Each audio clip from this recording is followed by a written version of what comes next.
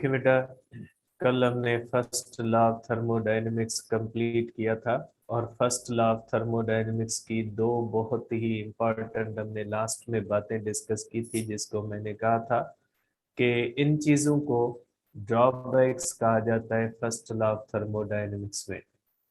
उन चीजों को ब्रीफली मैं वापस रिपीट कर देता हूँ कि फर्स्ट लॉ ऑफ थर्मोडायनेमिक्स पहली बात जो कहता है वो ये कहता है कि इसका जो आइसोथर्मल प्रोसेस है, बाकी तो प्रोसेसेस ठीक है, लेकिन जो आइसोथर्मल प्रोसेस है वो ये बात कहता है कि किसी भी थर्मोडायनेमिक प्रोसेस में आप 100% हीट वर्क में कन्वर्ट कर सकते हैं।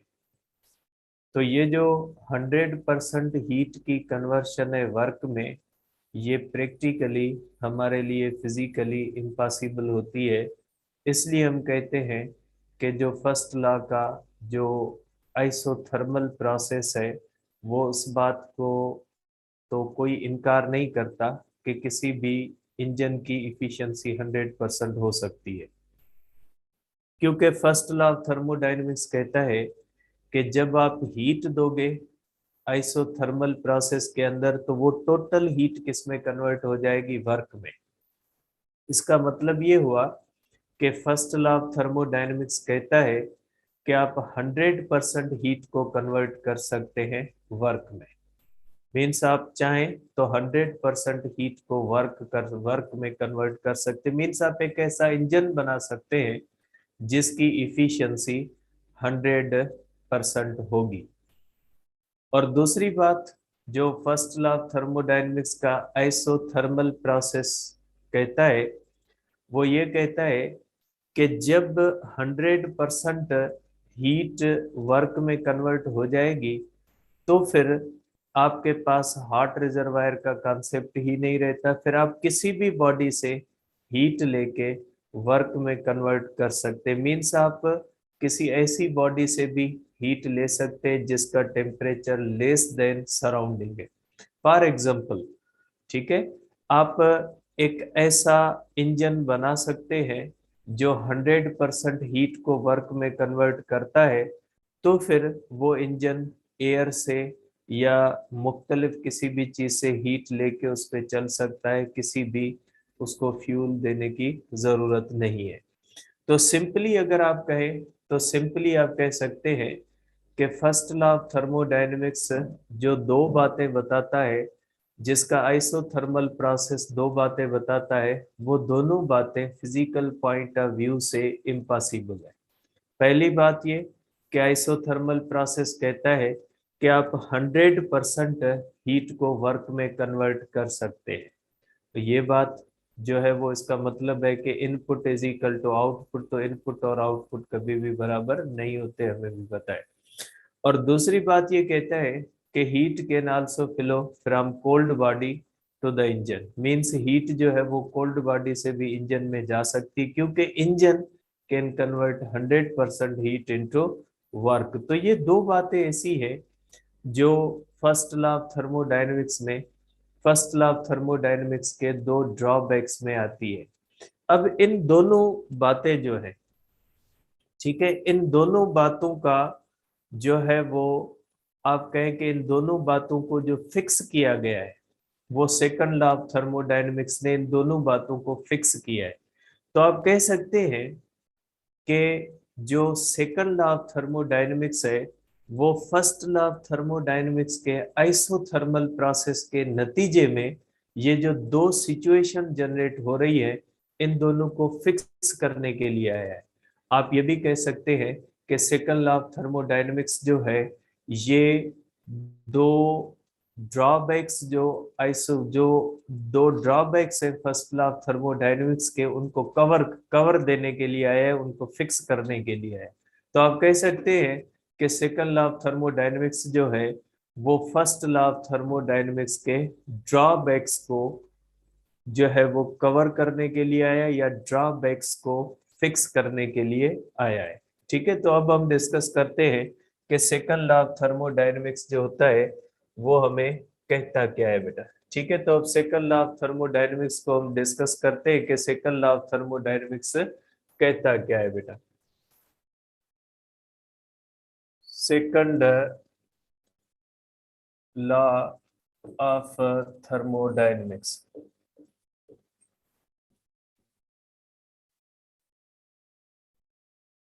ठीक है बेटा। सेकंड लॉ ऑफ थर्मोडायनेमिक्स क्या कहता है बेटा? ठीक है, सेकंड लॉ ऑफ थर्मोडायनेमिक्स में पहले दिया गया है हीट इंजन। हीट इंजन किसको कहा जाता है? ठीक है बेटा। अब इसकी डेफिनेशन मैंने पहले भी लिखी है, लेकिन सेकंड लॉ ऑफ थर्मोडायनेमिक्स में इसकी डेफिनेशन फिर आती है। तो सेकंड लॉ ऑफ थर्मोडायनेमिक्स के हिसाब से हम देखते हैं कि हीट इंजन किसको कहा जाता है, या हीट इंजन जो होता है वो क्या होता है। तो हीट इंजन का मकसद होता है बेटा machine which converts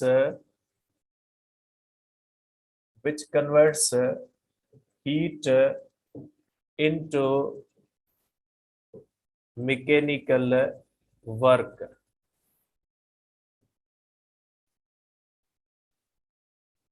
is called heat engine।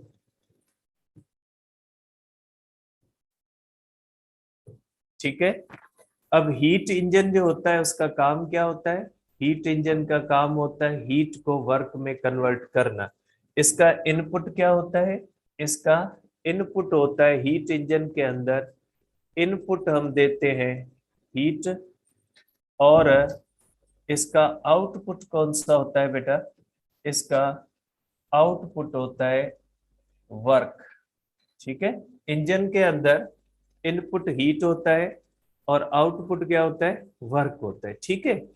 अब ये फर्स्ट लॉ ऑफ थर्मोडायनेमिक्स जो है वो इंजन के बारे में क्या कहते हैं बेटा? ध्यान से, क्योंकि second law of thermodynamics specially जब आप एसटीबी के अंदर पढ़ोगे तो आपको समझने में मुश्किल होती है। आप थोड़ा ध्यान से जो है वो फोकस्ड रहिएगा, इंशाल्लाह आप इसको समझ जाओगे। क्योंकि बहुत सारे स्टूडेंट्स को सेकंड ऑफ थर्मोडायनेमिक्स जब सिंध टेक्स्ट के अंदर पढ़ते, क्योंकि बाकी टेक्स्ट के अंदर दिया हुआ नहीं है, उससे दिया गया है लेकिन गोलमोल करके दिया गया है। कभी इंजन के साथ कोई पार्ट दिया गया है, कोई रेफ्रिजरेटर के साथ पार्ट दिया गया है, दिया हुआ है, लेकिन इस तरह से एक अलग फॉर्मेट के अंदर सिर्फ सिंध के अंदर दिया गया। बाकी जो दोनों बुक्स है उनके अंदर इस तरह से मुख्तलिफ टॉपिक्स के साथ उसके हिस्से जोड़ दिए गए। ऐसा नहीं कि दूसरे टॉपिक्स दूसरे बुक्स में नहीं, सब बुक्स के अंदर दिया गया है। तो बेटा हीट इंजन का मकसद क्या होता है? हीट इंजन का मकसद है कोई भी, हीट इंजन का मकसद होता है कोई भी ऐसी मशीन जिसके अंदर इनपुट हीट दे और वो उस इनपुट को वर्क में कन्वर्ट कर दे, तो ऐसी मशीन को इंजन कहा जाता है, हीट इंजन कहा जाता है। अब इसके अंदर इनपुट क्या होता है? हीट, और आउटपुट क्या होता है? वर्क। ठीक है। आप इसको इस तरह से एक इसमें डायग्राम में भी देख सकते हैं। सपोज करें ये आपके पास ये इंजन है, आप इसको कह लें कि ये आपके पास इंजन है। अब इसको आपने इनपुट दिया है हीट, यहां से आप इसको इनपुट दे रहे हो हीट, और ये आउटपुट कौन सा होता है इसके अंदर? आउटपुट होता है यहाँ पे, आप इसके साथ कर सकते हो वर्क। ठीक है, होता है इसके अंदर आउटपुट होता है। ठीक है, तो ये ध्यान में रखिएगा कि इंजन को हम हीट देते हैं और वो हीट को किस में कन्वर्ट करता है? वर्क में, वर्क में कन्वर्ट करता है। अब क्या कहता है first law of thermodynamics engine के बारे में? फर्स्ट लॉ ऑफ थर्मोडायनेमिक्स कहता है कि अगर आप आइसोकोरिक प्रोसेस की बुनियाद पे इंजन बना, आप ये प्रोसेस इंजन कह ले, सिलेंडर और पिस्टन आज भी इंजन की बुनियाद है। आज भी हर इंजन के अंदर सिलेंडर होता है, आज भी हर इंजन के अंदर पिस्टन होता है, और इसी तरह से हीट पैदा होती है, बर्न फ्यूल होता है, इसी तरह से piston up and down move करता है और उसे जो है वो इंजन चलता है। कोई नया प्रोसेस नहीं है। जो आप प्रोसेसेस पढ़ के आए हैं कि थर्मोडायनेमिक सिस्टम को आप हीट देते हो, पिस्टन ऊपर मूव करता है, वर्क होता है, वही सेम प्रोसेस आज भी प्रैक्टिकल इंजन के अंदर वही सेम प्रोसेस चल रहा है। वही सिलेंडर होते हैं, वही पिस्टन होते हैं, इस तरह से गैस एक्सपेंड होती है, कंप्रेस होती है, सेम प्रोसेसेस है। ठीक है, तो फर्स्ट लॉ ऑफ थर्मोडायनेमिक्स क्या कहता है?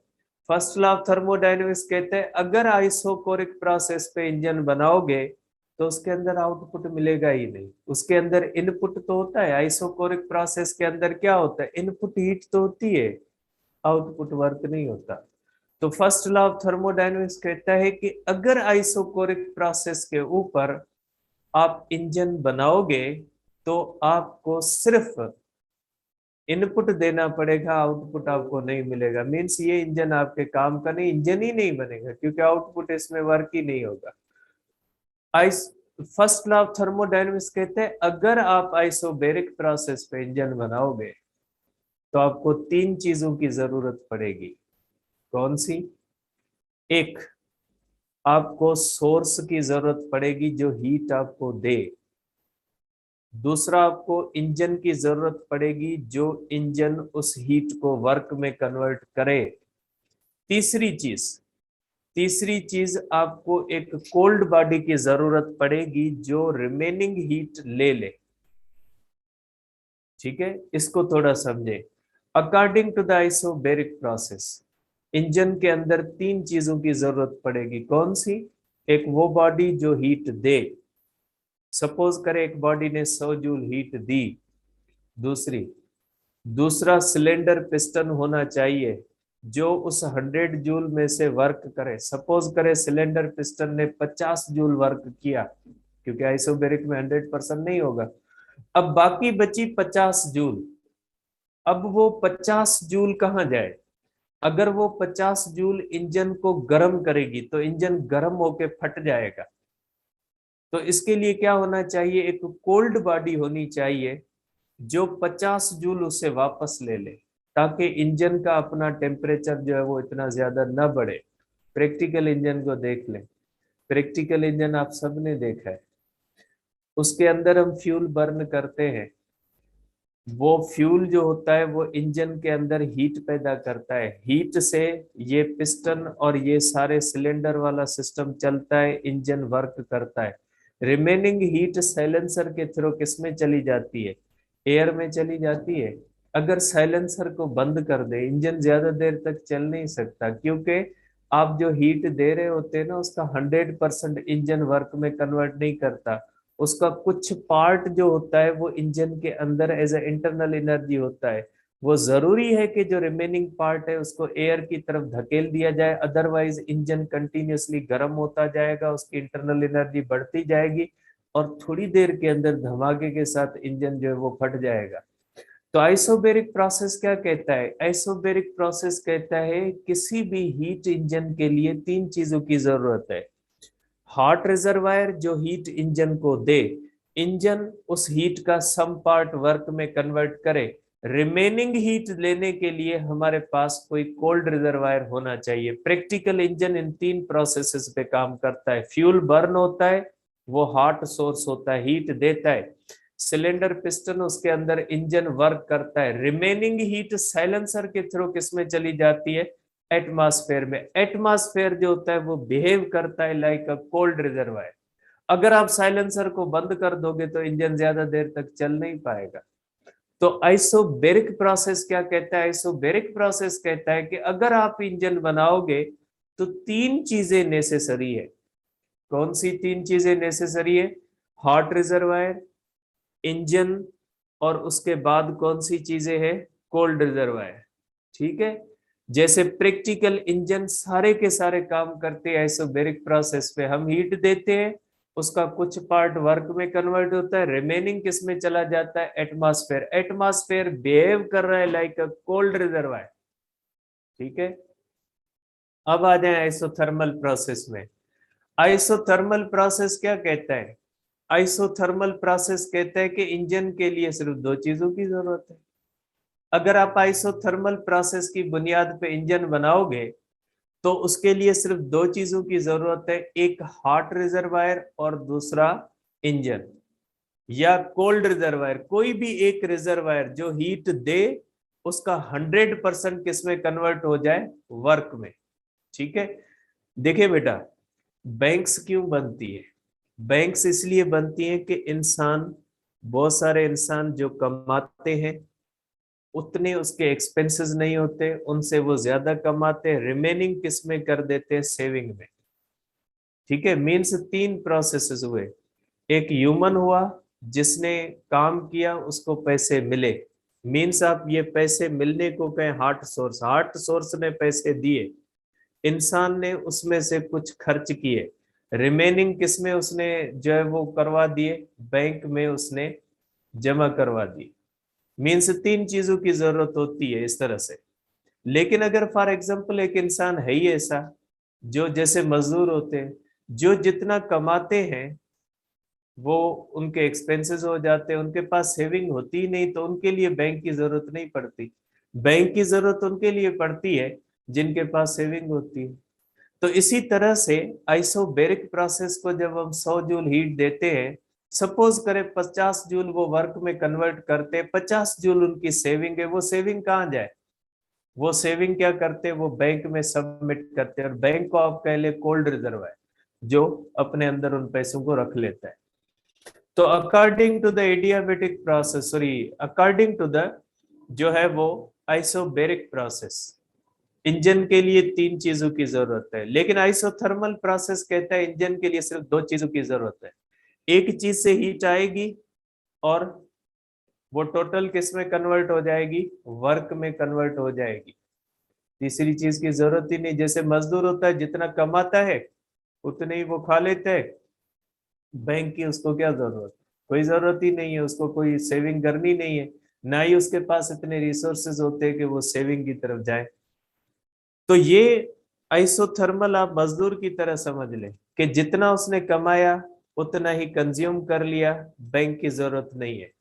आइसोबेरिक कहता है कमाया ज्यादा है, कम एक्सपेंसेस हुए, और बैंक जरूरी है जिसके अंदर उसको डिपॉजिट कर दे। ठीक है।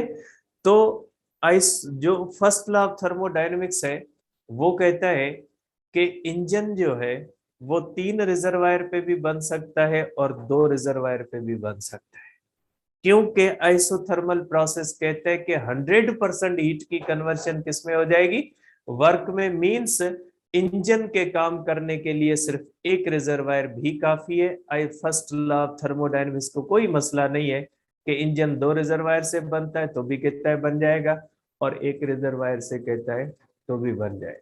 ठीक है। तो according to the first law of thermodynamics, मैं कहता हूं, इसको लिखता हूं बेटा, कि according to first law of thermodynamics, ठीक है, according to the first law of thermodynamics, ठीक है, दो हीट इंजन बन सकते हैं। कौन से हो heat engine, heat engine, heat engine according to the isobaric process. Isobaric process के मुताबिक जो हीट इंजन बनाओगे वो इस तरह का होगा। ये हीट इंजन होगा, ठीक है, ये आप कह ले इंजन, ठीक है। आप इसको हीट दोगे, आप यहां से इनपुट हीट दोगे, इसको हीट आपने दी, ठीक है, और इसका सम पार्ट किस में चला जाएगा, वर्क में, और सम पार्ट किस में चला जाएगा, ये जो सम पार्ट है ये चला जाएगा, सम पार्ट हीट का, ठीक है, हीट का सम पार्ट किस में चला जाएगा, कोल्ड रिजर्वायर की तरफ चला जाएगा। ठीक है। मींस अगर आप यहां से हीट दोगे और आइसोबैरिक प्रोसेस पे अगर वो इंजन काम करेगा, हीट आपने दी इंजन को, इंजन ने सम पार्ट किस में कन्वर्ट कर दिया, वर्क में, और रिमेनिंग हीट किस में भेज दी, इसने कोल्ड रिजर्वायर में। देखिए ये एरो इन है, मींस हीट दे रहे हैं, और वर्क आउट है, और ये कोल्ड रिजर्वायर की तरफ, आप इसको इस तरह से कह ले कि ये कोल्ड रिजर्वायर की तरफ हीट एक्सपेल्ड है, कि सम पार्ट जो होता है वो किस तरफ एक्सपेल हो जाता है, कोल्ड रिजर्वायर की या कंडेंसर की तरफ चला जाता है। मीन्स आपकी गिवन हीट में से सम पार्ट वर्क में जाएगा और सम पार्ट किस में चला जाएगा, कोल्ड रिजर्वायर के अंदर चला जाएगा। ठीक है, अब हीट इंजन, ठीक है, अब heat engine according to the heat engine, और किस प्रोसेस के ऊपर अगर हीट इंजन आप बनाओ, आइसोथर्मल प्रोसेस। अगर आइसोथर्मल प्रोसेस की बुनियाद पे आप हीट इंजन बनाते हो तो ऐसे हीट इंजन के लिए सिर्फ एक रिजर्वायर की जरूरत पड़ती है। यहां से आप हीट दोगे, ठीक है, हीट का इनफ्लो है बेटा, आप इसको हीट यहां से देते हो Q1, आप इसको कह ले जो इस तरह से आती है वो Q2 आती है, और ये आप दे रहे Q1। अब ये हीट Q1 आई और ये टोटल किस में कन्वर्ट हो गई, ये टोटल वर्क में कन्वर्ट हो गई। ठीक है, इसके लिए थर्ड रिजर्वायर की जरूरत ही नहीं है। इसकी जो इफिशियंसी होगी, इसकी इफिशियंसी लेस देन 100% होगी, क्योंकि जितनी आप हीट देते हो वो 100% वर्क में कन्वर्ट नहीं होती। इफिशियंसी का आपको पता है कि इफिशियंसी होती है आउटपुट अपॉन इनपुट, ठीक है, और ये होता है वर्क अपॉन हीट सप्लाइड। आपको पता है इसके अंदर हीट सप्लाइड ज्यादा है, वर्क कम होगा, क्योंकि सम पार्ट किस में चला जाएगा, कोल्ड रिजर्वायर में चला जाएगा, तो इफिशियंसी क्या हो जाएगी, लेस देन 100% होगी। लेकिन अगर कोई ऐसा आइसोथर्मल प्रोसेस के ऊपर अगर कोई इंजन बनाते हैं तो इसकी टोटल हीट सप्लाइड किस में चली जाएगी, वर्क में, और इसकी इफिशियंसी क्या हो जाएगी, इफिशियंसी वर्क अपॉन Q1 होगा, is equal to 1 is equal to 100% हो जाएगी। मींस इफिशियंसी 100% हो सकती है। ठीक है, तो फर्स्ट लॉ ऑफ थर्मोडायनेमिक्स क्या कहता है, फर्स्ट लॉ ऑफ थर्मोडायनेमिक्स कहता है कोई मसला नहीं है इस बात में कि इंजन एक रिजर्वायर पे काम करता है और उसकी इफिशियंसी 100% हो जाती है। फर्स्ट लॉ कहते हैं मुझे कोई एतराज नहीं, भले हो जाए। फर्स्ट लॉ को कोई एतराज नहीं इस बात पे कि आप एक ऐसा इंजन बना लेते हो जो 100% इफिशियंट है, ठीक है, जो 100% इफिशियंट आप इंजन बना लेते हो। फर्स्ट लॉ कहते हैं में कोई मसला नहीं है, बना ले, कोई इश्यू नहीं है। और फर्स्ट लॉ ऑफ थर्मोडायनेमिक्स ये भी कहता है कि जरूरी नहीं है आप हॉट रिजर्वायर से हीट ले और वर्क में कन्वर्ट करें। जब आप इस प्रोसेस लोगे तो वो तो कोल्ड बॉडी से भी लेके वर्क में कन्वर्ट कर देगा, क्योंकि उसको देने तो किसी से नहीं है। ठीक है, तो इस तरह से आप कह सकते हैं कि फर्स्ट लॉ ऑफ थर्मोडायनेमिक्स कहता है कि हमें कोई मसला नहीं इस बात से, हमें इस बात से कोई मसला नहीं है कि आप इंजन दो रिजर्वायर पे बनाते हो या एक रिजर्वायर पे, दो रिजर्वायर पे भी बन जाएगा, एक रिजर्वायर पे भी बन जाएगा। फर्स्ट लॉ कहता है हमें मसला नहीं, बना ले भले, अगर आप बना सकते। ठीक है, तो इसको मैं यहां पे लिखता हूं, according to the first law, according to the, बेटा एसटीबी के बुक्स ले ले, एक पैरा पढ़ना है हमने सिंध टेक्स्ट का। According to the first law, heat engine can work on one reservoir and can get heat from reservoir having temperature less than its surroundings. ठीक है, इसका मतलब है कि फर्स्ट लॉ ऑफ थर्मोडायनेमिक्स कहता है कि आप ऐसा इंजन बना सकते हो जो एक रिजर्वायर के ऊपर काम करे और वो ऐसी चीज से भी हीट ले सकता है जिसका टेम्परेचर जो है वो सराउंडिंग से कम हो। अब इसके बारे में एक एग्जांपल दिया गया सिंध के अंदर। ठीक है, सिंध के अंदर एक एग्जांपल दिया गया शिप का। ठीक है, अब आप समझे कि हमने आइसोथर्मल, हमारे पास इंजीनियर भी कनेक्टेड होंगे, समझे ये अपने वाले जो इंजीनियर अभी जो बन रहे हैं, ये अभी जो जाएंगे नस्ट में कोई किधर। बेटा एक बात, कुछ स्टूडेंट्स टेस्ट कोड जूम के ऊपर लगा के बैठे हैं, खुदा के बंदे, आपको कल मैंने मैसेज किया है कि टेस्ट कोड शेयर नहीं करे, आप जूम के ऊपर लगा के बैठे। कौन समझे आपको? इंची टेस्ट के स्टूडेंट है, बच्चे थोड़े ही है, फोर्थ फिफ्थ के थोड़े ही है। आपकी मर्जी है, हम क्या कर सकते हैं, हमने कोड दिया, ओपन हो गया, हमारा मसला थोड़ा ही। तो देखिए बेटा, अगर सपोज करें हमारे इंजीनियर्स ने एक ऐसा इंजन बना लिया आइसोथर्मल प्रोसेस के ऊपर, तो इसका मतलब है कि फिर उस इंजन को तो सिर्फ एक ही चीज चाहिए जो हीट दे, और वो इंजन किस में, टोटल हीट को किस में कन्वर्ट कर दे, वर्क में कन्वर्ट कर दे। फिर तो ये तो एक अच्छा काम हो गया।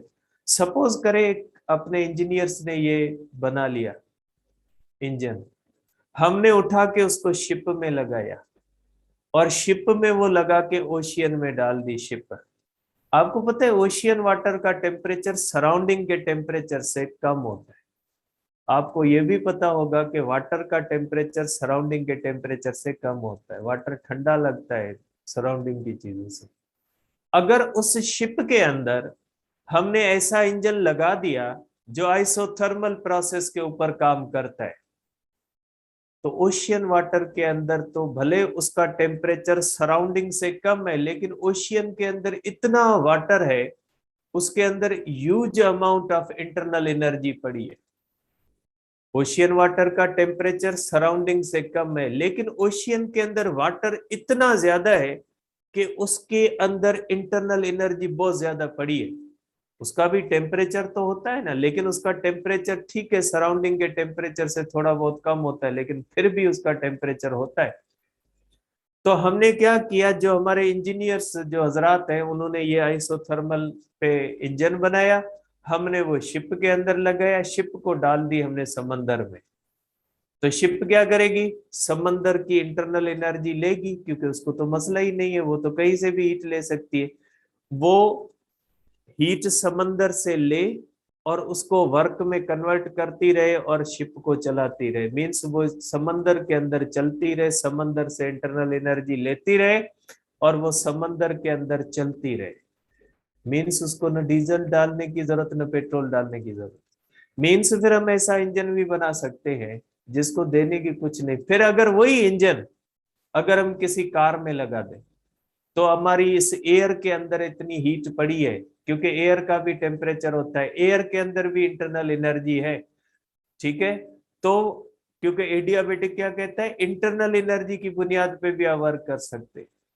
तो क्या करें, ये जो हमारा इंजन आइसोथर्मल वाला, ये हमने कार में लगाया, इसने कहां से हीट ली, एयर से हीट ली और उसको टोटल वर्क में कन्वर्ट किया। वो इंजन चलता रहेगा, एयर से हीट लेता रहेगा, काम करता रहेगा, न डीजल डालने की जरूरत न पेट्रोल डालने की जरूरत। मीन्स एक ऐसा इंजन बन सकता है जो बगैर फ्यूल के भी काम कर सकता है। आइसोथर्मल प्रोसेस ये भी कहता है, फर्स्ट लॉ ऑफ थर्मोडायनेमिक्स ये भी कहता है कि फिर आप ऐसा इंजन बना लोगे, फिर आप एक ऐसा इंजन बना लोगे जिसको दो रिजर्वायर की जरूरत ही नहीं, उसको एक रिजर्वायर की जरूरत है। फिर वो इंजन आप अगर शिप में लगाओ, शिप को अगर ओशियन में डालो, तो वो ओशियन से हीट लेगी और वो शिप चलती रहेगी, न डीजल डालो न पेट्रोल डालो। वो इंजन आप कार के अंदर डालो, वो आप एरोप्लेन के अंदर डालो, वो हीट ले, एयर से हीट ले, उसको 100% वर्क में कन्वर्ट करता रहे, उसको डीजल पेट्रोल की जरूरत ही नहीं, दुनिया ऐसे चलती रहे, ठीक है। तो ये फर्स्ट लॉ ऑफ थर्मोडायनेमिक्स कहता है। ये मैंने जो अभी तक डिस्कशन की है, मैंने फर्स्ट लॉ ऑफ थर्मोडायनेमिक्स के बारे में किया। अब इसको मैं पूरी डिस्कशन को वापस समराइज करता हूं। देखिए बेटा, हमने पढ़ना सेकंड लॉ ऑफ थर्मोडायनेमिक्स है, लेकिन अभी तक हमने उसकी कोई एक बात भी नहीं पढ़ी। हम सिर्फ और सिर्फ फर्स्ट लॉ ऑफ थर्मोडायनेमिक्स की पॉसिबिलिटीज को डिस्कस कर रहे हैं कि first law of thermodynamics engine के बारे में कौन सी पॉसिबिलिटीज कहता है। इंजन का मकसद है ऐसी मशीन जो हीट को कन्वर्ट करे, किसमें, वर्क में। इंजन के अंदर हीट इनपुट होती है, और आउटपुट क्या होता है, आप इसको मैं लिख लेता हूं यहाँ पे कि इनपुट इसके ऊपर लिख लेता हूं कि आपको ये भी ध्यान में रहे कि ये इनपुट है, इनपुट का एरो अंदर होता है, आउटपुट है। बेटा एरोज का ध्यान रखें। किसी बच्चे ने कल मुझसे पूछा कि आइसोथर्मल और आइसोथर्मल एक्सपेंशन और आइसोथर्मल कंप्रेशन के ग्राफ में क्या फर्क है। बेटा एरो का है, आइसोथर्मल एक्सपेंशन का एरो नीचे की तरफ है, कंप्रेशन का एरो ऊपर की तरफ। एरोज को ध्यान में रखें। तो बेटा इसके अंदर इनपुट जो होता है वो अंदर की तरफ होता है और आउटपुट क्या होता है बेटा, बाहर की तरफ होता है। तो इंजन के अंदर इनपुट हीट होती है, वर्क होती है, मींस इंजन हुआ ये।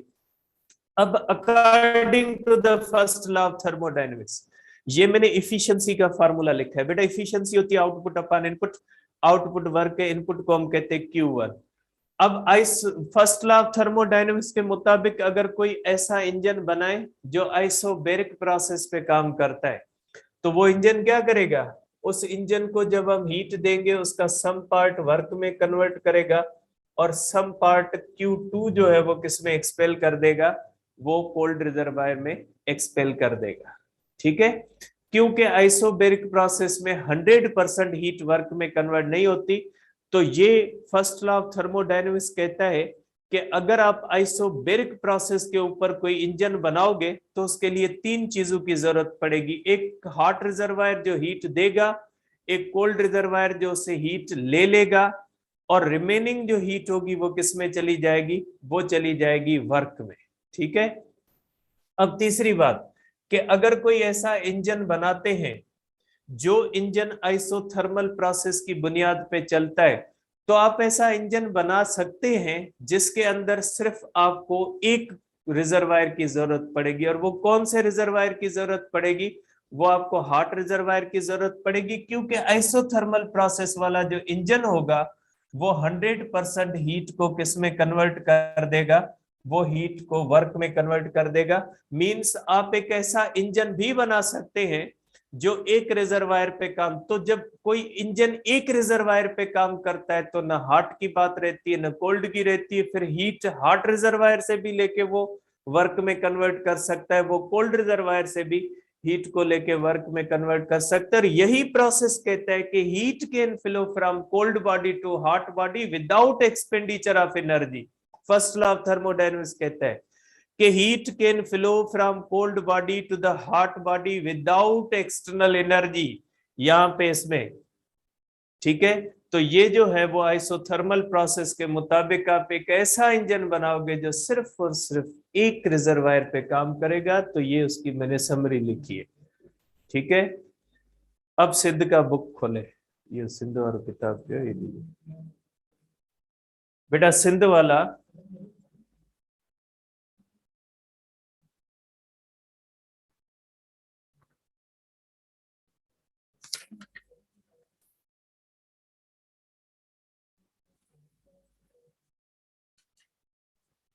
देखिए बेटा,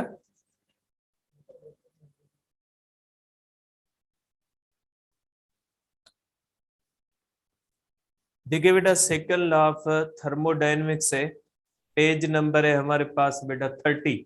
पेज नंबर 30 खोल ले। Any device which converts heat into mechanical energy is called heat engine. कोई भी ऐसी मशीन जो हीट को कन्वर्ट करे वर्क में, उसको क्या कहा जाता है, heat engine. The essentials of a heat engine are, heat engine के इसेंशियल्स कौन से हैं, कि हीट इंजन के लिए कितनी चीजें चाहिए, according to the first law दो चाहिए, इंजन और हॉट रिजर्वायर। ये भी है लेकिन ये भी है। ठीक है, तो means according to the first law सिर्फ दो चीजें चाहिए, according to the third law तीन चाहिए। ठीक है, वो आगे डिस्कस करते हैं कैसे होता है। The essentials of a heat engine are furnace, furnace का मकसद है हॉट बॉडी जो हीट दे, और hot body the working substance, ये वर्किंग सब्सटेंस होता है, सिलेंडर पिस्टन वर्किंग सब्सटेंस में आता है। ठीक है, एंड कंडेंसर और कोल्ड बॉडी, और बाकी रिमेनिंग हीट लेने के लिए ये बॉडी कंडेंसर कोल्ड बॉडी चाहिए। The steam engine, steam engine क्या करता है, वॉइस बंद करो।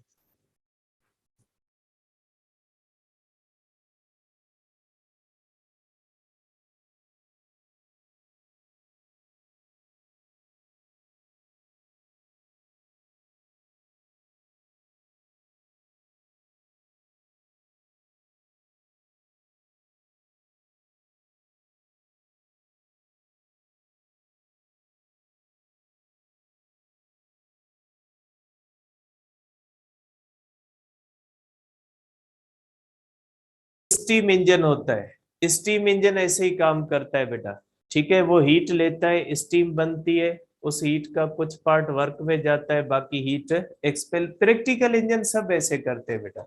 जहां पे डीजल और पेट्रोल बर्न होता है, ठीक है, वहां से हीट आती है, वर्क में कन्वर्ट होती है, रिमेनिंग साइलेंसर के थ्रू चली जाती है, ठीक है। In a steam engine, the steam absorbs heat from the furnace, converts some of it into work by applying pressure to the piston and rejects the rest to the condenser. ठीक है, ये ऐसे ही होता है, स्टीम से आता है, ये प्रोसेस होता है। The point to note is that the furnace is at higher temperature than the condenser, and this conversion of heat into work possible when the working substance falls in temperature as shown in the figure. ये इस point का मकसद क्या है? इस point का मकसद है कि अगर इसका टेम्परेचर हाई होगा तो ये हीट देता रहेगा, सम वर्क में कन्वर्ट होती रहेगी, रिमेनिंग चली जाएगी कोल्ड रिजर्वायर में, ठीक है। अब ध्यान से बेटा, यहां से एंट्रोपी का कॉन्सेप्ट आएगा। जैसे प्रैक्टिकल इंजन है ना, उसमें से हीट पैदा होती है, कुछ हिस्सा किस में जाता है? वर्क में। कुछ हिस्सा किस में जा रहा है? एयर में। और आपको पता है एयर का टेम्परेचर बढ़ रहा है, ग्लोबल वार्मिंग बढ़ रही है। तो ये पॉइंट कहती है कि जब तक डीजल और पेट्रोल जब बर्न होते हैं, उनसे हीट ज्यादा उसका टेम्परेचर होता है, तो वहां से हीट आती रहेगी, वर्क में कन्वर्ट होती रहेगी, रिमेनिंग जाएगी एयर में, और एयर जो होगी वो खुद गर्म होती रहेगी। जब एयर का टेम्परेचर बढ़ते बढ़ते उतना ही हो जाएगा जितना हॉट रिजर्वायर का। फर्ज करें जो टेम्परेचर जहां पे इंजन के अंदर फ्यूल बर्न होता है, वहां का टेम्परेचर और एयर का टेम्परेचर जब बराबर हो जाएगा, तो हॉट रिजर्वायर और कोल्ड रिजर्वायर का टेम्परेचर जब बराबर हो जाएगा, तो हॉट रिजर्वायर से हीट फ्लो ही नहीं करेगी और इंजन काम करना छोड़ देंगे, ठीक है। मींस इंजन तब तक काम करते रहेंगे जब तक एयर का टेम्परेचर बाकी चीजों से कम है। जब एयर का टेम्परेचर उतना ही हो जाएगा जितना डीजल और पेट्रोल बर्न होने से टेम्परेचर बनता है, अगर डीजल और पेट्रोल बर्न जितने होते उतना ही टेम्परेचर जब हीट का हो जाएगा, तो हीट वहां से फ्लो करके एयर में नहीं आएगी और हीट इंजन वर्क करना छोड़ देगा। और ऐसी सिचुएशन में जिसमें हॉट रिजर्वायर और कोल्ड रिजर्वायर का टेम्परेचर बराबर हो जाएगा, उस चीज को हम कहते हैं हीट डेथ, कि उस वक्त हम कहेंगे हीट मर गई, क्योंकि फिर हीट के फ्लो करने के लिए कोई पॉसिबिलिटी नहीं होगी। Heat always flows from hot body to the cold body, heat cold से हॉट की तरफ नहीं जाती। ये फर्स्ट लॉ ऑफ थर्मोडायनेमिक्स की ड्रॉबैक है। The point to note is that the furnace is at higher temperature than the condenser, and this conversion of heat into work is possible when the working substance falls in the temperature as shown in the figure. कि working substance का temperature जब तक hot reservoir से कम होगा तब तक heat आती रहेगी, वर्क होता रहेगा, ठीक है। We can generalize it by saying that two bodies must be maintained at different temperatures, ठीक है। तो सेकंड लॉ ऑफ थर्मोडायनेमिक्स क्या कहता है? सेकंड लॉ ऑफ थर्मोडायनेमिक्स कहता है ये चीज आइसोथर्मल इम्पॉसिबल है। फर्स्ट लॉ ऑफ थर्मोडायनेमिक्स इस चीज को कवर देता है, कहता है भले फर्स्ट लॉ ऑफ थर्मोडायनेमिक्स कहता है कि ऐसा हो सकता है, लेकिन प्रैक्टिकली ऐसा नहीं होगा। ये भले कहता है कि engine can work on one reservoir, लेकिन सेकंड लॉ ऑफ थर्मोडायनेमिक्स कहता है नहीं। सेकंड लॉ ऑफ थर्मोडायनेमिक्स कहता है इंजन की वर्किंग के लिए हमेशा दो रिजर्वायर की जरूरत पड़ेगी, क्योंकि engine can not convert 100% heat into the work. जब इंजन 100% हीट वर्क में कन्वर्ट नहीं कर सकता, तो उसको थर्ड रिजर्वायर चाहिए जो उससे हीट ले ले। जैसे जो बंदा अगर 1000 रुपए कमाता है, 500 रुपए उसके एक्सपेंसेस हैं, तो उसके लिए बैंक होना चाहिए जिसमें उसके पैसे डिपॉजिट होने चाहिए, ठीक है। या ऐसा उसके पास घर में अरेंजमेंट होना चाहिए कि वो वहां पे उसको सेव कर सके। तो सेविंग का ऑप्शन होना चाहिए उस बंदे के पास जिसके जितनी कमाई है उतने एक्सपेंसेस नहीं है। तो फर्स्ट लॉ कहता है कि जितनी कमाई है उतने एक्सपेंसेस, ये ऐसा हो सकता है। लेकिन सेकंड लॉ कहता है नहीं, जो है वो इस तरह से होगा कि जब आप किसी भी थर्मोडायनेमिक सिस्टम को हीट दोगे तो 100% वर्क में कन्वर्ट नहीं होगी, इम्पॉसिबल है। मींस इस चीज के ऊपर सेकंड लॉ लिमिट लगा देता है कि भले फर्स्ट लॉ को मसला नहीं लेकिन हमें मसला है। सेकंड लॉ कहते हैं फर्स्ट लॉ को मसला नहीं लेकिन मुझे मसला है इसमें। कौन सा मसला है? कि हीट 100% वर्क में कन्वर्ट नहीं होगी। जब हीट 100% वर्क में कन्वर्ट नहीं होगी मींस सेकंड लॉ कहता है कि फर्स्ट लॉ के मुताबिक ये इंजन बन सकता है, ये इंजन नहीं बनेगा। ठीक है, तो इसको लिमिट लगा देता है। और दूसरी बात क्या कहता है? दूसरी बात कहता है भले फर्स्ट लॉ कहता है heat can flow from cold body to the hot body without expenditure of energy, लेकिन ऐसा नहीं होगा। सेकंड लॉ कहता है हीट फ्लो करेगी from cold to the hot but on the cost of external energy. जैसे फर्स्ट लॉ ऑफ थर्मोडायनेमिक्स कहते हैं आप एक ऐसा रेफ्रिजरेटर बना सकते हैं जिसके अंदर ऐसा इंजन लगा दे, वो रेफ्रिजरेटर चीजों को ठंडा करता रहेगा, वो ठंडी चीजों से हीट को बाहर गर्म की तरफ भेजता रहेगा बगैर किसी फ्यूल के। वो जो आइसोथर्मल वाला इंजन है ना, बगैर किसी फ्यूल के चलेगा। अगर उस इंजन को आप रेफ्रिजरेटर के अंदर लगाएंगे तो रेफ्रिजरेटर चीजों को ठंडा करेगा। रेफ्रिजरेटर हीट को फ्लो करवाता है from cold body to the hot body. तो फर्स्ट लॉ कहता है कि आप रेफ्रिजरेटर बना सकते हो जिसको देने की कोई जरूरत नहीं है, उसमें आप आइसोथर्मल वाला इंजन लगा दे, ये भी चलता रहेगा बगैर किसी बिजली वगैरह के। लेकिन सेकंड लॉ कहता है नहीं, ऐसा नहीं होगा। रेफ्रिजरेटर हीट को फ्लो करवाएगा cold body to the hot body, air condition heat को फ्लो कराएगा from cold body to the hot body, लेकिन on the cost of external energy. External energy बिजली दोगे तो काम करेगा, नहीं तो नहीं करेगा।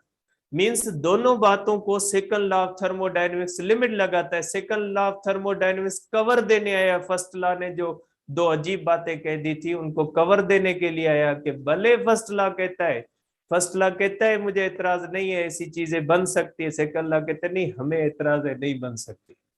ठीक है, तो क्या कहता है यहाँ पे कि bodies must be maintained at different temperatures for the working of heat engine. के हीट इंजन के लिए हमेशा दो रिजर्वायर की जरूरत है, एक हॉट की, कोल्ड की। जब तक उनका टेम्परेचर डिफरेंस होगा, हॉट से हीट फ्लो करेगी, कोल्ड में जाएगी, हीट वर्क में कन्वर्ट होगी। जब उन दोनों का टेम्परेचर सेम हो जाएगा या हॉट रिजर्वायर का टेम्परेचर जो है वो कोल्ड रिजर्वायर से कम अगर हो जाएगा तो फिर हीट का फ्लो नहीं होगा। A continuous supply of work has never yet been obtained from a single supply।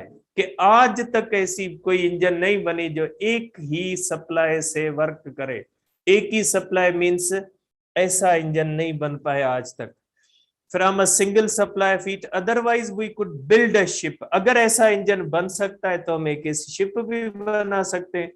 which would use far more heat in the ocean water। जो कहां से हीट ले? ओशियन वाटर से ले, मैं आपको बता चुका हूं। Without needing any fuel. This leads to the first way of stating the second law of thermodynamics. अब ये सेकंड लॉ की जो है वो केल्विन स्टेटमेंट है। ठीक है, फर्स्ट लॉ की तीन स्टेटमेंट है, केल्विन स्टेटमेंट है, क्लासियस स्टेटमेंट है, प्लैंक्स स्टेटमेंट है। आपके पास सिर्फ दो दी गई है, केल्विन स्टेटमेंट। ये केल्विन स्टेटमेंट है कि भले फर्स्ट लॉ ऑफ थर्मोडायनेमिक्स कहता है कैसा इंजन बन सकता है जिसकी इफिशियंसी 100% होगी, एक रिजर्वायर पे काम करेगा, लेकिन नहीं, सेकंड लॉ कहता है ऐसा नहीं, केल्विन कहता है ऐसा नहीं बनेगा, इंजन हमेशा ऐसा बनेगा। क्या कहता है Kelvin statement? It is impossible to drive a continuous supply of work by cooling a body to the temperature lower than that of coldest of its surrounding. कि हॉट रिजर्वायर का टेम्परेचर जब तक सराउंडिंग के temperature से ज्यादा होगा तब तक वो हीट देता रहेगा, इंजन वर्क में कन्वर्ट करता रहेगा, रिमेनिंग हीट सराउंडिंग में भेजता रहेगा। लेकिन जब हॉट रिजर्वायर का टेम्परेचर सराउंडिंग के टेम्परेचर के बराबर हो जाएगा तो हॉट रिजर्वायर से हीट फ्लो करके इंजन में नहीं आएगी, इंजन काम नहीं करेगा। मींस इंजन सिर्फ और सिर्फ दो रिजर्वायर पे काम करेगा। Let us consider the fact that no one has, अब रेफ्रिजरेटर वाली बात, कि रेफ्रिजरेटर भी उस वक्त हीट को from cold body to the hot body flow करवाएगा जब आप उसको एक्सटर्नल एनर्जी दोगे। Let us consider the fact that no one has ever built a refrigerator which will work without a supply of heat। अगर ये तो process कहता है कि आप ऐसा इंजन बनाओ, उसको कुछ नहीं दो, उसको रेफ्रिजरेटर के अंदर लगा दो, वो खुद ब खुद एयर से हीट लेता रहेगा, रेफ्रिजरेटर को चलाता रहेगा, नो कोई बिजली नहीं देनी, कोई डीजल नहीं देना, कोई पेट्रोल नहीं देना, ये प्रोसेस कहते हैं ऐसे ही चलता रहेगा। लेकिन कहते नहीं, सेकंड लॉ कहते हैं नहीं होगा ऐसा, ख्वाबों में नहीं रहे, बचत की जो है वो कोशिश नहीं करे, ऐसा नहीं होगा। सेकंड लॉ फर्स्ट के बाद आया है, फर्स्ट लॉ के ऊपर लिमिट लगाने आया है कि भाई फर्स्ट लॉ ने अजीब बातें कही है। A refrigerator is essentially a machine for conveying heat from one body at lower temperature, means cold body say, to another at a higher temperature shown in the figure. In other words, it is only possible, ठीक है, it is only possible to make heat flow from a cold body to a hot body by using up work. The statement of the second law of thermodynamics due to the Clausius comes from the consideration of this fact of the refrigerator, and it is stated it is impossible to cause heat to flow from a cold body to a hot body without expenditure of energy. कि heat flow करेगी, ऐसा नहीं कि सिर्फ heat flow करेगी from hot to the cold, hot to the cold flow करेगी without expenditure of energy, खुद करेगी, नेचुरल फ्लो। लेकिन heat can not flow from cold body to the hot body, cold body से hot की तरफ flow नहीं करेगी तब तक जब तक एक्सटर्नल एनर्जी नहीं देते। करेगी लेकिन on the cost of external, जैसे रेफ्रिजरेटर करेगा काम लेकिन बिजली दोगे तो, ठीक है। We shall now prove that both statements are equivalent, दोनों स्टेटमेंट इक्विवेलेंट है। अगर कोई इंजन एक जो है वो रिजर्वायर पे काम कर सकता है, तो रेफ्रिजरेटर बिगैर जो है वो गिवन के भी काम कर सकता है, दोनों एक दूसरे के पास इक्विवेलेंट है। ऐसा नहीं कि एक चीज बन जाए दूसरी ना बने, एक बनेगी दोनों बन जाएगी, एक नहीं बनेगी दोनों नहीं बनेगी, ठीक है, एक दूसरे के लिए इक्विवेलेंट है। We shall now prove that both statements are equivalent by showing that if either of these statements is supposed to be false, अगर इनमें से कोई एक गलत हो जाती है, the other must be false, दूसरी भी गलत। फॉर एग्जाम्पल हम कहते हैं केल्विन की बात गलत, केल्विन क्या कहता है, केल्विन कहता है हमेशा इंजन के लिए 2 रिजर्वायर चाहिए। सपोज करते केल्विन भाई गलत हुआ, केल्विन की बात गलत हुई। अगर केल्विन गलत हुआ इसका मकसद है इंजन आप ऐसा बना सकते हो, क्योंकि केल्विन कहता है कि ऐसा इंजन नहीं बनेगा। तो अगर केल्विन की बात गलत है तो मान लेते हैं ऐसा इंजन बन जाएगा। अगर ऐसा इंजन बन जाएगा तो ऐसे इंजन को रेफ्रिजरेटर के साथ लगा दे, वो एयर से हीट लेता रहेगा, रेफ्रिजरेटर को चलाता रहेगा, बिजली की जरूरत ही नहीं है, फिर ऐसा रेफ्रिजरेटर भी बन जाएगा।